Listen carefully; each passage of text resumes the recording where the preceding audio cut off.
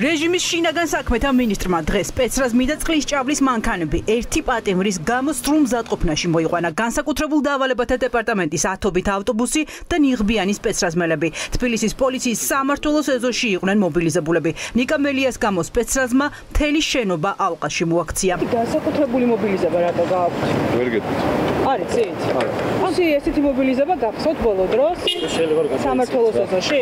ვერ გეტყვით. სამმართველოს უფროსი აქ არის ხო ადგილზე? არ მაქვს ინფორმაცია. თქვენ ატარებთ და ხო აი შესაბამისი ინფორმაცია პრესცენტრში შეგიძლიათ გაარკვიოთ. ასეთი რამ აქ ჯერ არავის ახსოვს. სპეცრაზმის ალყაში იყვნენ მოქცეულები სამმართველოს თანამშრომლებიც, რომლებიც გაოგნებას ვერ მალავდნენ. ამბობდნენ, რომ დილას საგუშაგოზე მოსულებს ეს ვითარება დახვდათ, რა ხდებოდა ვერ ხსნიდნენ. ხო, ომი დაიწყო რატო ამდენი სპეცრაზმელი თქვენ ეზოში? ჩვენ არ აგვაქვს მაგას ინფორმაცია. გადავსებულია მთელი ეზო, წინ, უკან, გვერდები, ხო მშვიდობა. რამეს ელოდებით? მე არ მაქვს მაგას დაკავშირებით არანაირი ინფორმაცია. ეს წყლის ჭავლის მანქანა რაღაცომ არის?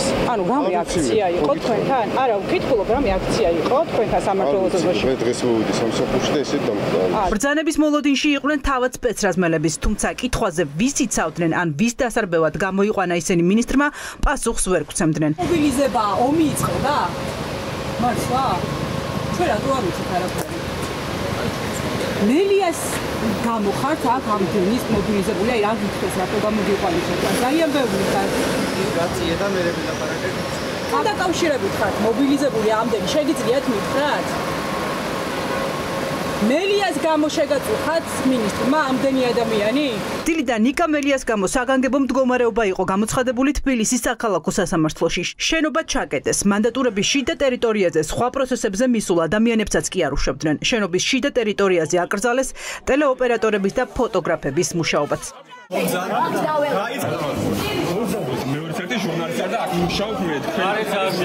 მელიას პროცესზე მისული ადამიანების დიდი ნაწილი ქუჩაში დარჩა. ისინი მოსამართლის გადაწყვეტილებას ანდრონიკაშვილის ქუჩაზე ელოდნენ. პროტესტის ნიშნად მოქალაქეებმა სასამართლოს შენობასთან ფოიერვერკი და თეთრი კვამლი გაუშვეს. უსამართლო სასამართლო ისმოდა დღეს შეძახილები ქუჩაში.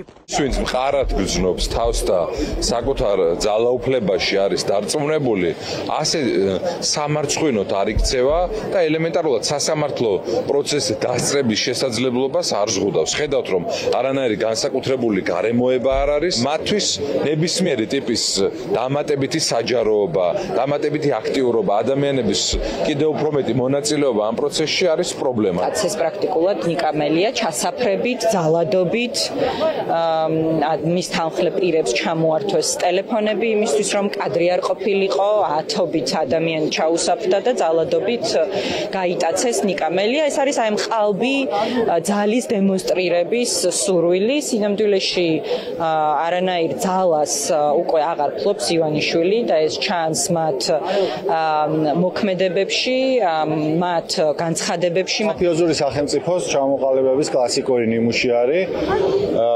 სადაც ერთი ადამიანი და მისი გარემოცვა ძარცვავს ქვეყანას, იპარავს ამ ქვეყნის რესურსებს. ამ პროცესში არიან ადამიანები, ვინც ამ ყველაფერს წინააღმდეგობას უწევს. ესეთი ადამიანი არის ნიკა მელია, ესეთი ადამიანია ზურაბ ჯაფარი და სხვაები, პოლიტპატიმრები, ყველა ის ადამიანი, ვინც რუსთაველზე დგას, არ უნდა გაეკეთებინათ ეს. ნიკა გამქცევი არისო.